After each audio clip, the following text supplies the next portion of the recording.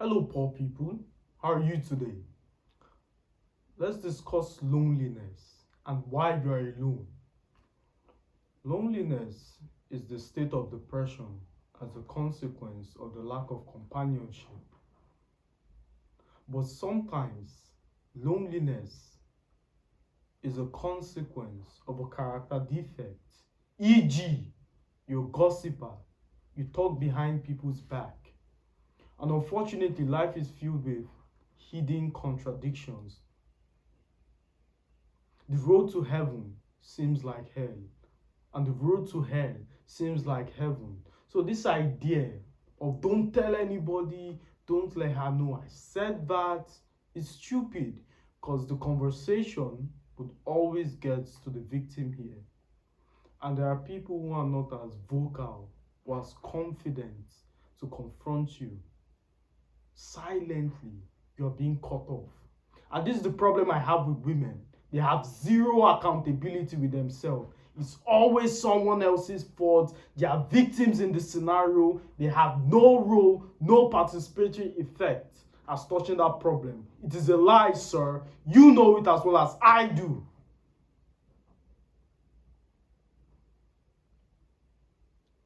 So that's the first thing. Loneliness can be a consequence of a character defect.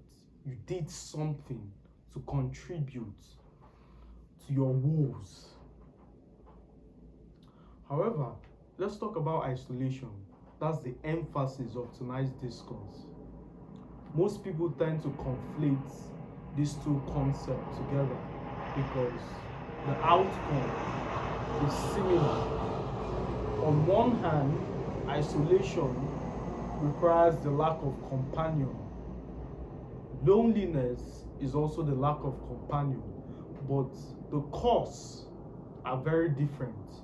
So, on one hand, loneliness, as I've just asked you to explain, can be a consequence of character defects.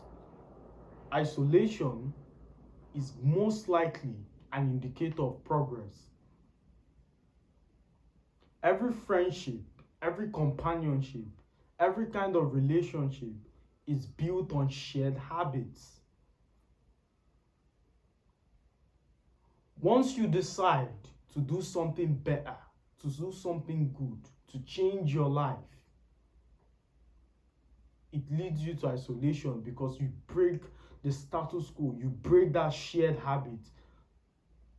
I'll give you an example. I quit smoking. As a consequence, I no longer have friends. Why? Because the bond has been broken.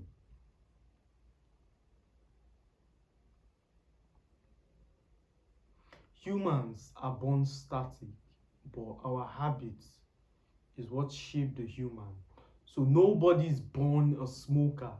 It's the habit that creates the label.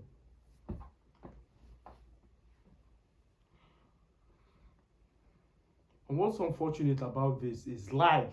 Life is not some video game where you get to, after changing a habit, you can instantly get another one, leading to some other friend. You don't just go out and find friends. Even if that's the case, it's most likely you run into error. You run into people who would betray you. And in fact, the new habits, you're confused yourself because, as I initially explained, relationship is built on shared habits. This new habit has not been fully developed enough to attract the kind of people you would consider friends, which means you will be isolated. There's one of two paths of which you can go. Part A, grind it out, see how it plays out, be disciplined, enjoy the suffering, go through endless amount of pain.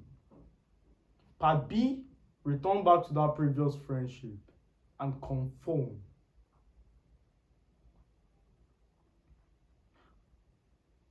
Most people take the latter because there's so much uncertainty involved with isolation, But this world, and you get to a point in life where you feel cheated, that you've given every single thing. You've told people, check me out in the next 5 years.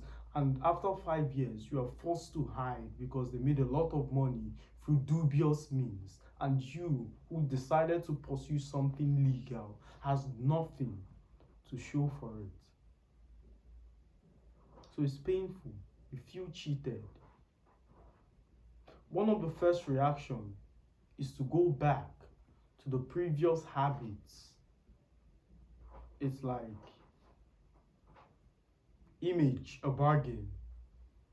If I stop all of these negative things, you will give me success. 5 years later, you didn't hold up to your bargain. So it's most likely, in fact, it's understandable, I would collect what I gave as an act of rebellion. I'm telling you, if you take that path, your success is no longer guaranteed. It's guaranteed you will be unsuccessful. If you persist, you might become successful. You might not become successful. At least there's a potential. That's how success is, ladies and gentlemen. You did not fail if you continue. You only failed if you stop. Look at those men who set their hearts on the Tower of Babel. They said, let us build a tower that would reach the sky. And God came down to say nothing will be restrained from those individuals which they have set their heart upon. What have you set your heart upon? The only way to stop you is to confuse your language. But nothing can stop a man who decides not to stop.